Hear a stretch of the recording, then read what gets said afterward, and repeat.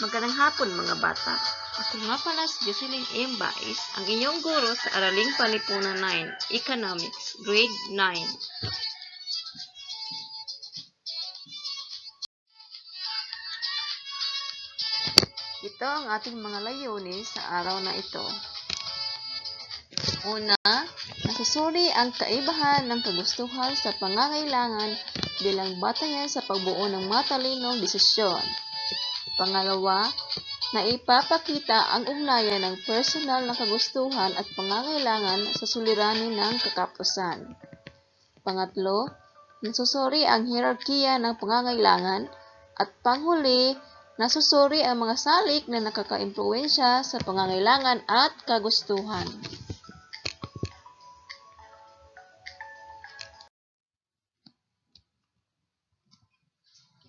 Ang paksang tatalakayin natin ngayon ay tungkol sa pangangailangan at kagustuhan. Pero bago natin simulan ang ating leksyon sa araw na ito, atin munang pag-aralan ang nakaraang aralin.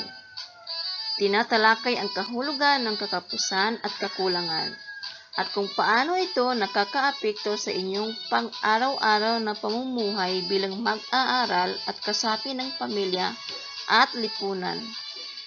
Ang kakapusan ay umiiral dahil sa limitado ang pinagkukunang yaman at walang katapusang pangangailangan at kagustuhan ng tao.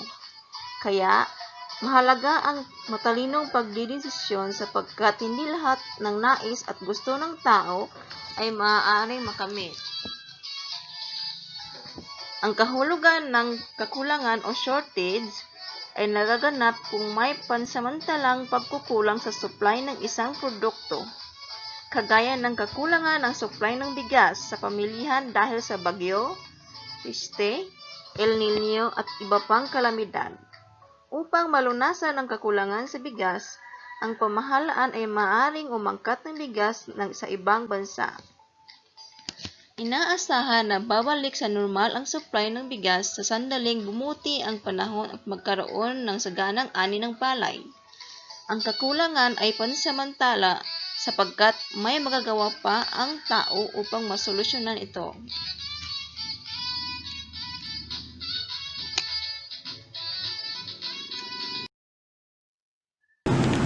Magandang araw mga bata! Siguro ay tapos na kayo sa aralin nyo tungkol sa kakapusan.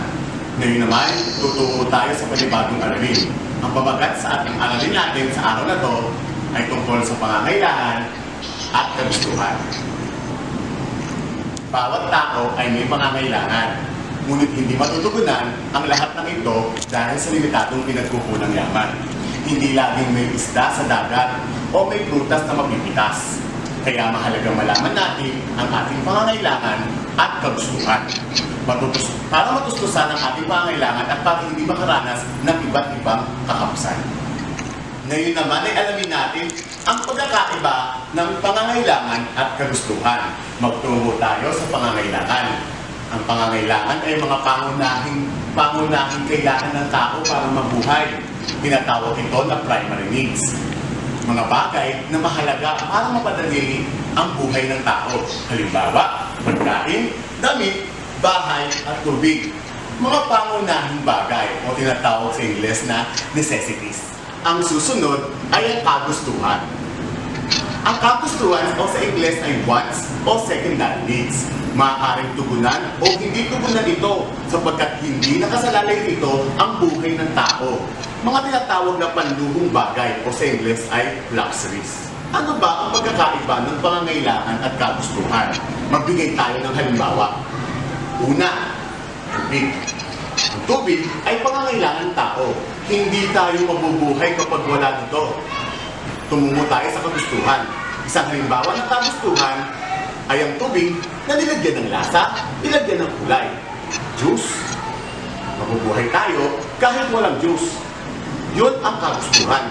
Pero hindi tayo mabubuhay kapag walang tubig. Yun ang pangangailangan. Magbigay pa tayo ng halimbawa ng pangangailangan at kagustuhan. Pangangailangan, tirahan. Hindi tayo mabubuhay kapag walang tirahan. Kapag wala tayong tirahan, maaari tayong magkasakit. At ang pagkakasakit ay maaaring mapunta sa pagkamatay. kaya siya nagiging pangangailangan. At nagiging kagustuhan ang tirahan kapag ang tirahan ay nilagyan ng gamit sa loob, kinulayan at pinaganda. Kagustuhan lang yon sapagkat maaari tayong mabuhay kahit wala iyon. Ang mga bagay na yon ay nagsisilbi lamang dagdag para maging komportable ang ating pakiramdam sa loob ng ating pamamahay. Ay tumungo tayo sa hierarkiya ng pangangailangan ni Abraham Harold Maslow. Si Abraham Harold Maslow ay isang Americanong psychologist na nagpanukala ng hierarkiya ng mga pangangailangan ng tao. Ano ba ang hierarkiya ng pangangailangan ng tao? Isa-isahin natin. Una, physiological needs. Kabilang dito ang mga biological na pangangailangan ng tao, katulad ng pagkain, tubig, hangin, at tulog. Ito ay may kinalaman sa mekanismo ng katawan ng tao upang mabuhay. Kung ngayon, kapag nakadama ng pagkagutom o pagkauhaw, kinakailangan itong matugunan. Dahil kapag hindi ito natugunan, maaaring magpunta ito sa pagkakasakit o worse, pagkamatay. Kapag lubusang makamtan, ang mga ito may bagong pangangailangan na umusbong. Ikalawa, safety needs. Ito'y nauukol sa pangangailangan para sa kaligtasan at katiyakan sa buhay. Kabilang dito ang katiyakan sa hanap buhay, pinagkukunang yaman, kaligtasan mula sa karahasan, katiyakang moral at physiological, seguridad sa pamilya at seguridad sa kalusugan. Kaya napakahalaga na masigurado ng tao na ang pamilya niya ay may masigurong makakain o tirahan para maging panatag ang kanyang kalooban. Kailangan din maramdaman ng tao na ligtas siya sa lipunan kanyang ginagalawan. So kapag hindi ligtas ang lipunan, maraming karapatan ng tao ang hindi nakapagtan. Ikatlo, love and belonging. Kabilang dito ang pakikipag-ugnayan sa general emotion tulad ng pakikipagkaibigan o pagkakaroon ng sariling pamilya. Napaka-importante na maramdaman ng tao na hindi siya nag-iisa. Maaaring mauwi ito sa depression kapag napil niyang mag-isa siya. At ang matindi, kapag napil niyang mag-isa siya, ang depresyon ay magiging pagkamatay. Dahil maaaring magpatiwakal ang isang taong nakakaramdam ng depresyon. Magtungo tayo sa pang-apat. Ang pang-apat ay esteem. Esteem, ito'y nauukol sa pagkamit ng respeto sa sarili at respeto mula sa ibang tao. Kaya ang tao ay gumagawa o kumukonsumo ng mga bagay na makapagdadagdag ng respeto sa kanyang sarili o buhat sa ibang tao. Kailangan ng taong maramdaman ang kanyang halaga sa lahat ng pagkakataon. Ang respeto ng ibang tao, tiwala sa sarili, ay nagpapataas ng kanyang dignidad bilang tao. Ang mga kakulangan sa antas na ito ay maaaring magdulot sa kanya ng mababang moral at tiwala sa sarili na nagbubunga ng pagkapigo at pagkatago. Ikalima naman ang actualization. Ito ang pinakamataas sa lahat ng antas sa hierarkiya ng pangangailangan ni Abraham Maslow. Ayon dito, ang tao ay may kamalayan hindi lamang sa kanyang sariling potensyal, ngunit higit sa lahat, kabuang potensyal ng tao. Dito nasasaad ang katuparan at kaganapan ng kanyang pagkatao. Saklaw nito ang hihingin, ambisyon, o pangarap ng isang tao na inaasahan niyang matupad.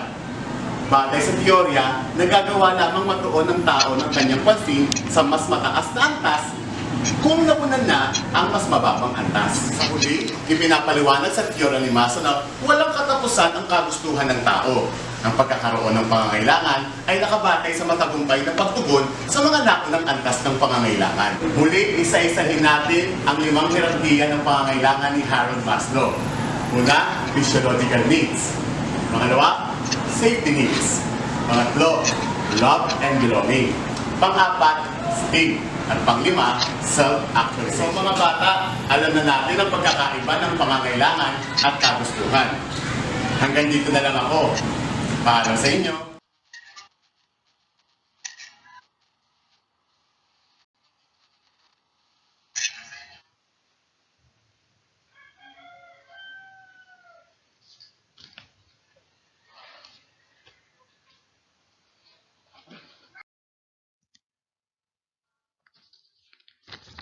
Ano nga ba ang pangangailangan at kagustuhan? Bawat tao sa mundong ating ginagalawan ay may iba't ibang pangangailangan at kagustuhan. Ano nga ba ang kahulugan ng pangangailangan at kagustuhan? Kailan nga ba nagiging pangangailangan ang kagustuhan? Ano ang mga halimbawa nito?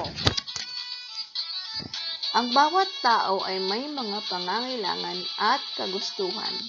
Ang pangangailangan ay mga bagay na dapat mayroon ang tao sapagkat kailangan niya nito sa kanyang pang-araw-araw na gawain. Ang halimbawa nito ay ang pagkain, damit at tirahan ay mga batayang pangangailangan sapagkat hindi mo mabubuhay ang tao kung wala ang mga ito. Samantala, hindi sapat na may damit, tirahan at pagkain lang ang tao. Gusto niyang mabuhay ng marangal at maayos sa lipunan, kaya siya ay naghahangad ng mas mataas sa kanyang mga batayang pangangailangan. Tinatawag na kagustuhan ang paghahangad na ito ng tao, ang pagkakaroon ng bahay sa isang sikat na pamayanan, nagkakaroon ng masasarap na pagkain sa pang-araw-araw, at pagsusuot ng mamahaling damit ay ang mga halimbawa ng mga kagustuhan. So ito ang mga halimbawa ng mga kagustuhan. Pagiging sikat sa pamamayanan, pagkakaroon ng masasarap na pagkain sa pang-araw-araw, at pagsusuot ng mga mamahaling damit. Dahil hinahangad ito ng mga tao sapagkat nagdudulot ito ng higit na kasiyahan. So ayon kina McConnell, Bro at Barbiero, noong 2001, sa kanilang aklat na Microeconomics, ang kagustuhan ng tao ay nagbabago at maaaring madagdagan dahilan sa paglabas ng mga bagong produkto.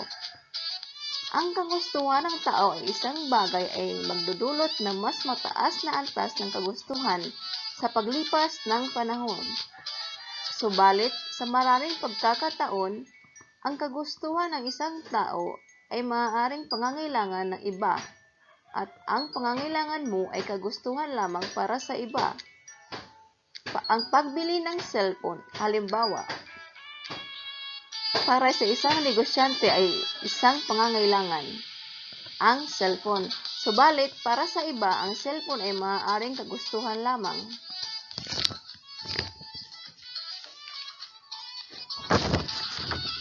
So ano nga ba ang pangangailangan? Ang pangangailangan ay mga bagay na kailangan natin upang mabuhay sa araw-araw. Ang ilang halimbawa sa pangangailangan ay tulad ng pagkain, tirahan at damit, sapagkat hindi tayo mabubuhay kung wala ang mga bagay na ito. Ano naman ang kagustuhan? Ang kagustuhan ay mga bagay na ating ninanais na higit pa sa ating pangangailangan. Sa madaling salita, ito ay mga bagay na nagbibigay ng kasiyahan sa atin. Ang halimbawa nito ay ang pagkakaroon ng mamahalin at magagarang damit, mga nauusong telepono o cellphone, masasarap na pagkain at iba pa. Ito ay maaaring magbago, kapalitan o madagdagan depende sa nais ng tao. Maaari din naman ang kagustuhan ay maging pangangailangan depende sa sitwasyon. Halimbawa, si Livy ay bumili ng isang cellphone. Hindi lamang dahil ito ay uso, ngunit kailangan niya ito upang magawa ang kanyang takdang aralin sa iba't ibang asignatura at makausap ang kanyang pamilya na nasa probinsya. Kung ating iisipin, ang pagkakaroon ng cellphone ay isang kagustuhan, ngunit maaari din itong maging pangangailangan, katulad na lamang ng sitwasyon ni Levi. Bumili siya ng cellphone hindi lamang dahil sa magbibigay itong kasiyahan sa kanya, ngunit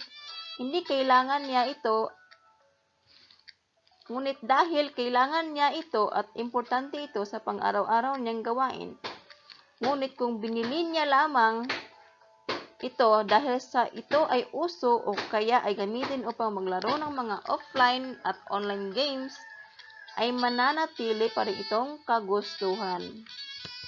Maituturing lamang na na pangangailangan ng isang kagustuhan kung ito ay mahalaga at magbibigay kontribusyon sa iyong pang-araw-araw na gawain at pamumuhay. Tutungo naman tayo sa personal na kagustuhan at pangangailangan. Mayroon tayong halimbawa dito. Si Matt at Tam ay kambal. Pareho silang pumapasok sa paaralan at gusto nilang bumili ng bagong sapatos sa susunod na taon. Subalit, binigyan lamang sila ng 50 pesos na baon pang araw-araw ng kanilang magulang. Upang matupad ang kaniyang kagustuhan, si Matt ay gumising ng maaga at naglalakad papunta sa paaralan. Si Tam naman ay sumasakay upang hindi mahuli sa pagpasok. Naglalaro rin siya ng video game tuwing tanghali at gumagastos ng halos 30 pesos ng kanyang baon sa pang-araw-araw. Samantalang si Matt ay iniipon ang kanyang pera.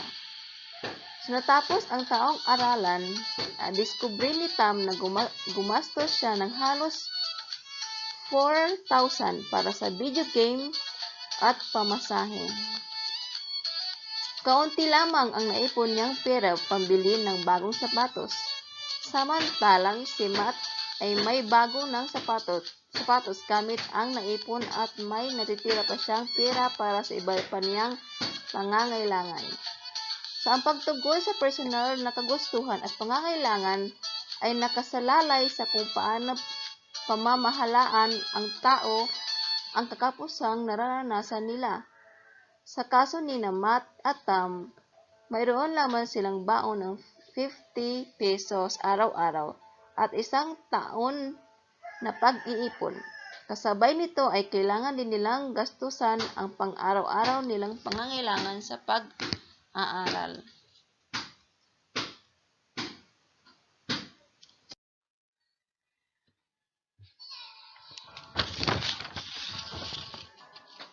Tutungo naman tayo sa teorya ng pangangailangan ni Maslow. Bawat tao ay magkakaiba ang pangangailangan at kagustuhan. Sa Theory of Human Motivation ni Abraham Harold Maslow noong 1908 hanggang 1970, ipinanukala niya ang teorya ng hierarkiya ng pangangailangan. Ayon sa kanya, habang patuloy na napupunan ng tao ang kanyang batayang pangangailangan, umuusbong ang mas mataas na antas ng pangangailangan o higher needs. Ang unang teorya ng pangangailangan ni Maslow ay pangangailangang physiological. Ang physiological, nakapaloob dito ang pangangailangan ng tao sa pagkain, tubig, hangin, pagtulog, kasuotan at tirahan. Kapag nagkulang ang mga pangangailangan sa antas na ito ay maaari tayong magdulot ng sakit o humantong sa pagkamatay. Sa pangangailangang physiological, kailangan ng tao ang pagkain, tubig, hangin, pagtulog, kasuotan at tirahan.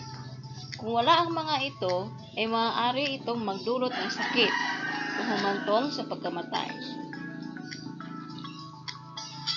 Pangalawa, pangangailangan ng seguridad at kaligtasan. Magkakaroon ng pangangailangan ito kapag natugunan na ang naunang pangangailangan. Kabilang dito ang kasiguraduhan sa hanapbuhay, ligtasan mula sa karahasan, katiyakang moral at physiological, seguridad sa pamilya at seguridad sa kalusugan. Para mapanatag ang ating kalooban, dapat mayroon tayong kaligtasan. Kaligtasan sa kalusugan.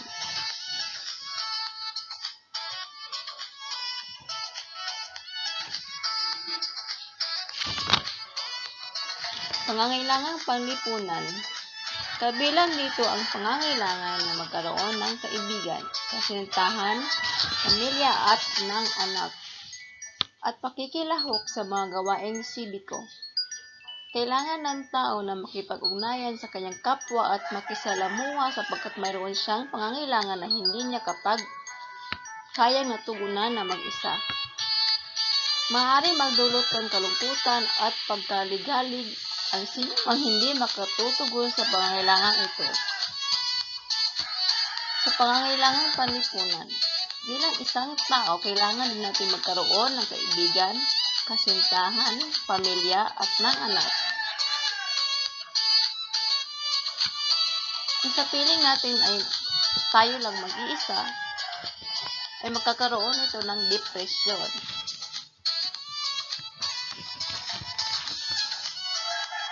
Pagkamit ng respeto sa sarili at respeto ng ibang tao. Kailangan ng tao na maramdaman ang kanyang halaga sa lahat ng pagkakatao. Ang respeto ng ibang tao at tiwala sa sarili ay nagpapataas ng kanyang dignidad bilang tao. Ang mga kakulangan sa antas na ito ay maaaring magdulot sa kanya ng mababang moralidad at tiwala sa sarili na maaaring nagmula sa pagkapahiya, pagkabigo at pagkatalo.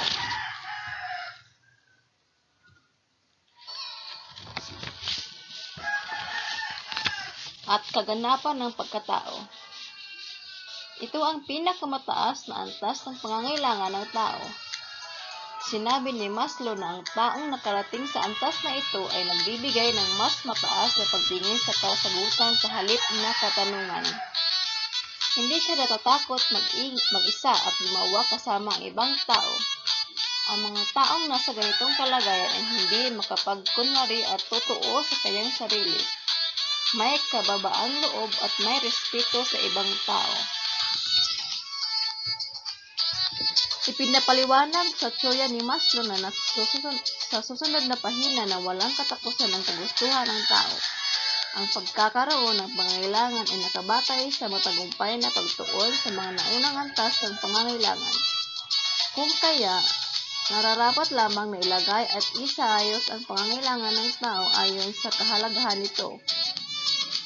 Makikita sa figura kaliwa ng pyramid ang mga positibong katangian na maaari makamit ng individual na kanyang pag-akyat sa susunod na antas ng kanyang pangangailangan.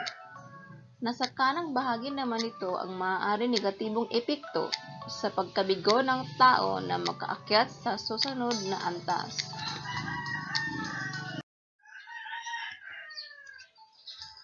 Sa makikita ninyo sa figura, ang kaliwang pyramid ang mga positibong katangian na maaari makakamit ng individual sa kanyang pag-akyat sa susunod na antas ng kanyang pangangailangan.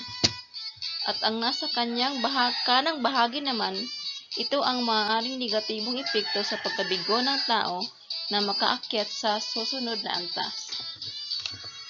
Mayroon tayong 5 teorya ng pangangailangan ayon kay Maslow. Una, physiological. Kung ito ay hindi makakamit ng isang tao, maaari itong pagkagutom, pagkakasakit, paghihina ng katawan. At kung ito naman ay makakamit ng isang tao, maaari itong magkaroon ng pagkain, tubig, pagtulog at paghinga. Pangalawa, seguridad at kaligtasan. Kung ito ay hindi makamit ng isang tao, maaari itong humantong sa kabalisahan, kawalang katiyakan. At kung ito naman ay makamit ng isang tao, maaari itong magbigay ng seguridad sa katawan, pamilya, kalusugan, trabaho at ari-arian. Pangatlo, ang pangangailangang panlipunan. Kung ito ay makamit ng isang tao, ito ay makipagbibigay ng kaibigan. Ito ay nagbibigay ng mga kaibigan, pagkakaroon ng pamilya, pakikipagkapwa. At kung ito naman ay hindi makakamit, ay maaari itong magdulot ng pagiging makasarili at pagkainggit. Pang-apat, pagkakamit ng respeto sa sarili at respeto ng ibang tao. Kung ito ay makamit ng isang tao, ang tao ay may tiwala sa sarili, matagumpay at marespeto. Kung ito naman ay hindi makamit, ito ay nagdudulot ng pagkabigo, kawalan o mababang tiwala sa sarili at mapag-isa. Ang panghuli, kaganapan ng pagkatao. Kung ito naman ay hindi makakamit ng isang tao, maaari ito magdulot ng kalungkutan at depresyon. Kung ito naman ay makamit ng isang tao, ito ay nakapagbibigay ng malikhain, interesadong malunasan ang suliranin, mapagpahalagang sa buhay, at malapit na ugnayan sa ibang tao. So ito ang 5 tsorya ng pangangailangan ayon kay Maslow. Pisyolohikal, seguridad at kaligtasan, pangangailangan panlipunan, pagkamit ng respeto sa sarili at respeto ng ibang tao, at ang panghuli, kaganapan ng pagkatao. Tutungo naman tayo sa mga salik na naka-i-impluwensya sa pangangailangan at kagustuhan. Maraming mga bagay sa ating paligid na maaaring makakaapekto sa ating mga desisyon sa buhay. Ang mga ito ay maaaring makakaapekto sa ating mga pangangailangan at kagustuhan. Ating nalaman na ang pangangailangan ay mga kailangan natin sa pang-araw-araw nating buhay, samantalang ang kagustuhan ay nagbibigay ng labis na kasiyahan at higit pa sa ating pangangailangan. Ang pangangailangan at kagustuhan ay maaaring magbago o hindi at ito ay nagkadepende sa kanyang paligid o maging sa kanyang sarili. So, ang mga salik na maaaring makaapekto sa pangangailangan at kagustuhan ng tao ay ang mga sumusunod. Una ay edad.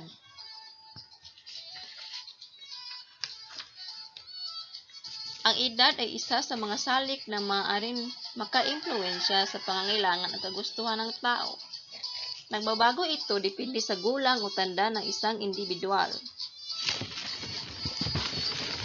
Ang edad, ang pangangailangan at kagustuhan ay nagbabago ayon sa edad ng tao. Ang mga kabataan ay nasisiyahang kumain basta't na ayon ito sa kanyang panlasa.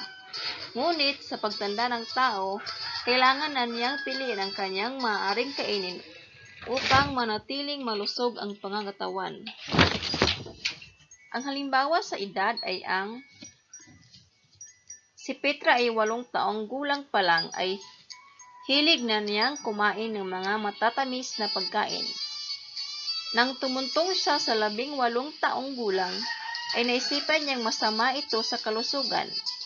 Kaya, kung kumakain man siya nito ay nasa tama lamang na dami at mas pinipili niyang kumain lamang ng masusustansyang pagkain tulad ng gulay at prutas. Maaari ang isang kabataan tulad ni Petra ay sinusunod ang kanyang nais o panlasa, ngunit sa kanyang pagtanda ay nagbago ito at mas inisip ang tamang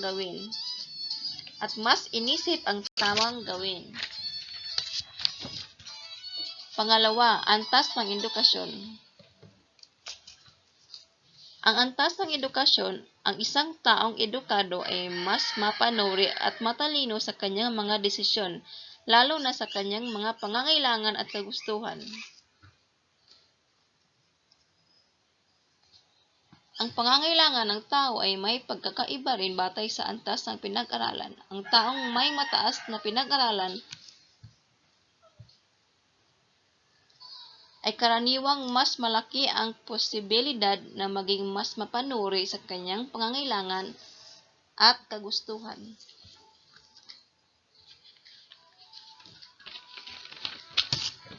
Ang halimbawa ng antas ng edukasyon ay si Sasha ay nagtapos bilang isang accountant. Dahil sa kanyang pinag-aralan ay mas matalino at madiskarte siya lalo na kapag pera ang pinag-uusapan.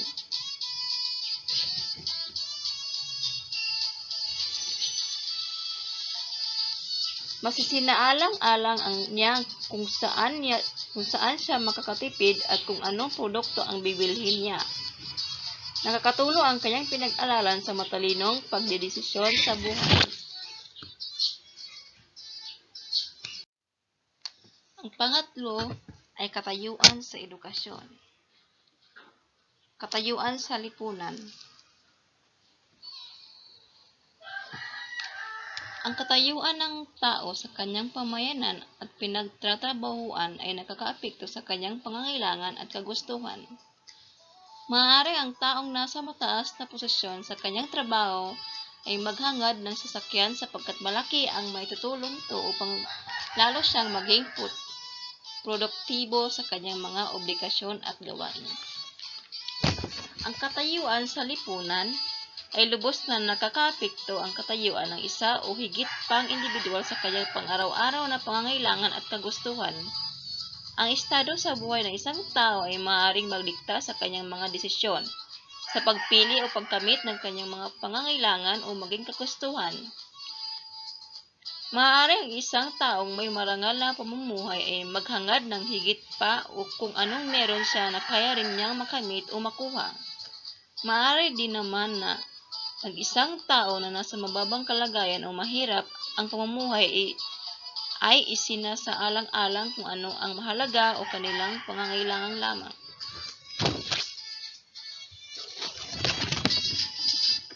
So, ang halimbawa sa katayuan sa lipunan,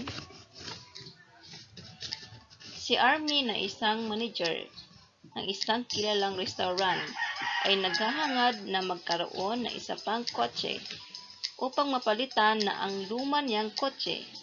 Si Magnusin naman na isang waiter sa restaurant ay mas pinag-prioridad ang pagtitipid kaya naman ang pang-araw-araw na pangangailangan lamang ang kanyang pamilya.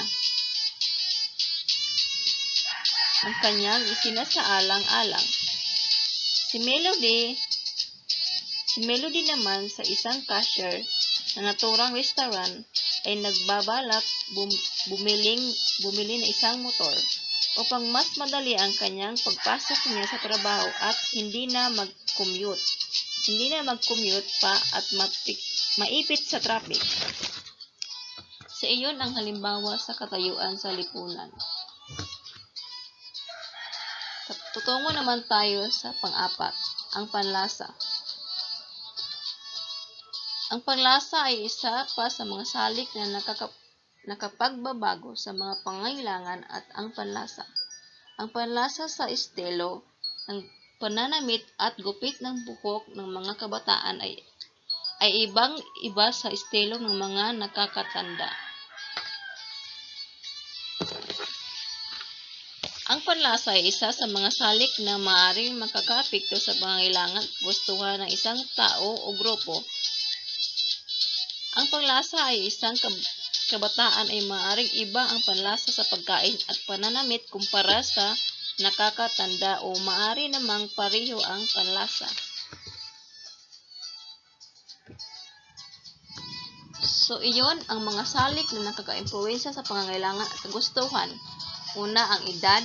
Ang pangalawa, antas ng edukasyon. Pangatlo, katayuan sa lipunan. At panghuli, ang panlasa.